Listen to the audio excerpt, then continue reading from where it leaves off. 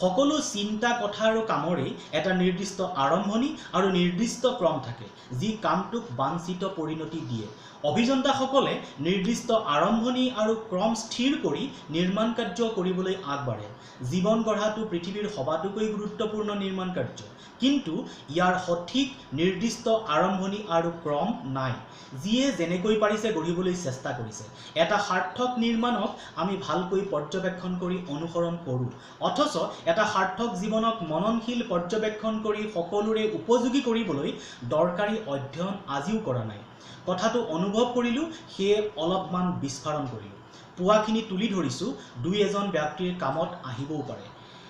এজন সাৰ্থক মানুহৰ জীৱন লওক যিমানখিনি পাৰি সিমান মননশীলতাৰে গভীৰভাৱে পঢ়িয়াই চাওক তাত প্ৰথমে দেখিব আৰম্ভণি বিদ্যায়তনিক শিক্ষাৰ সৈতে বা বিদ্যায়তনিক শিক্ষা অবিহনে দ্বিতীয়তে পছন্দৰ বিষয়ৰ লগত বৰ্ধিত বা নেৰানেপেৰা সম্বন্ধ তৃতীয়তে পাব তিক্ততা সংঘাত সাধনাৰ পৰিবৰ আৰু চতুৰ্থতে পাব লাভ কৰা পৰিণতিৰ মান্যতা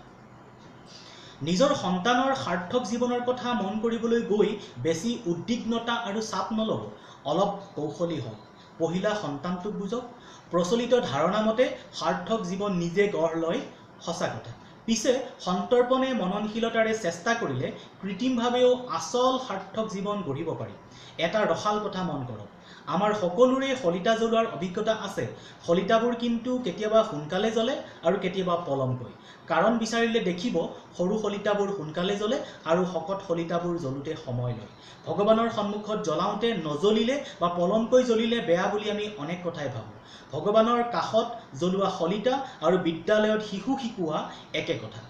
পলমকৈ জ্বলাটো যেন বেয়া প্ৰকৃততে ইয়াত কোনো বেয়া নাই আৰু নাথাকে শলিতাডাল সোনকালে জ্বলে শলিতাৰ আকাৰ জ্বলাওঁ তাৰ দক্ষতা আৰু পৰিৱেশটোত বতাহৰ গতিবিধিৰ বাবে একেদৰে এটা শিশুৱে শিকে শিশুটোৰ গ্ৰহণ ক্ষমতা শিকাওঁ তাৰ দক্ষতা আৰু পাৰিপাৰ্শ্বিকতাৰ বাবে আপোনাৰ সন্তানে যদি পলমকৈ শিকিছে বুজক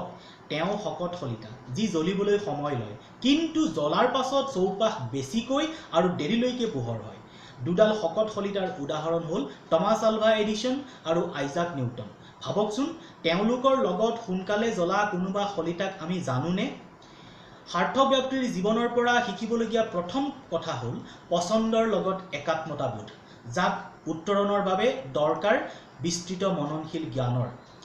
সেইকাৰণে এই বন্ধন মজবুত কৰি যিমান সম্ভৱ সুকৌশলে তাক বিদ্যায়তনিক কথাৰ লগত সংযোগ কৰক কাৰণ পছন্দৰ ঠাইখন পাবলৈ দৰকাৰী বিস্তৃত মননশীল অধ্যয়নৰ ভিত্তি মূলতঃ বিদ্যায়তনিক জ্ঞান দ্বিতীয় কাম হ'ল হাতে কামে আগবঢ়া ইয়াতো নতুনকৈ জ্ঞানৰ দৰকাৰ হ'ব পাৰে এই জ্ঞানৰ দৰকাৰ যেতিয়াই য'তেই জন্মে তেতিয়াই ততেই তৎকালেই আহৰণ কৰিব লাগে তৃতীয় কথা হ'ল সাৰ্থক জীৱনৰ কাৰণে চৌপাশৰ মানুহৰ সহযোগিতাৰ প্ৰয়োজন চিৰন্তন মানুহে ইতিবাচকভাৱে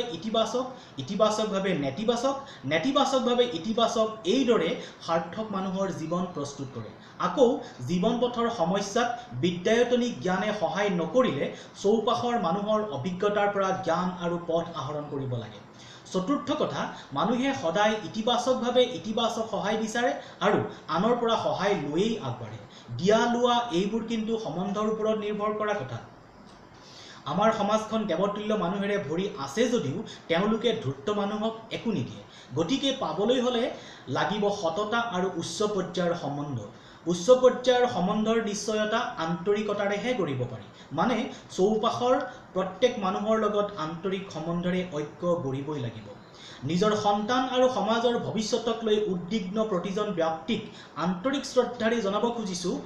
কৈ অহা কথাখিনি এই ক্ৰম অনুসৰি কৰিব পাৰিলেই অনেক উদ্বিগ্নতাৰ অন্ত পৰিব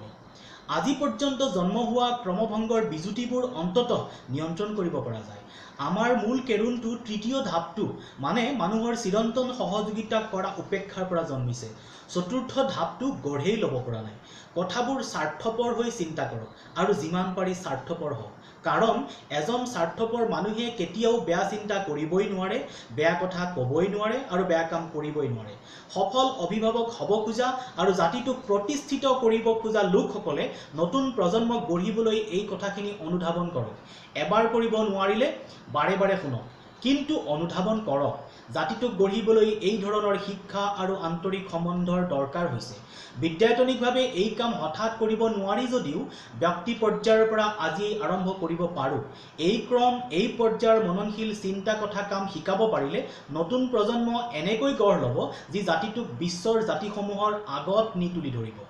এই ক্ৰম আৰু মননশীলতা গ্ৰহণ নকৰিও নতুন প্ৰজন্মক গঢ়িব পাৰি, কিন্তু এই ক্ৰম আৰু মননশীলতা আপেক্ষিকভাৱে বেছি ফলপ্ৰদ।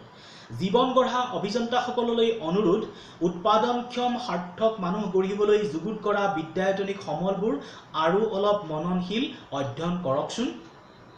মাটিৰ গুণাগুণ অনুসৰি বহুমহলীয়া ঘৰ সাজিবলৈ ভেটিৰ ব্যৱস্থা কৰাৰ দৰে নতুন প্ৰজন্মৰ ওপৰত দৰকাৰী অধ্যয়ন কৰি আশা কৰা ধৰণৰ উত্তৰণৰ বাবে যাতে শিক্ষণ ব্যৱস্থা যুগুত কৰিব পাৰি।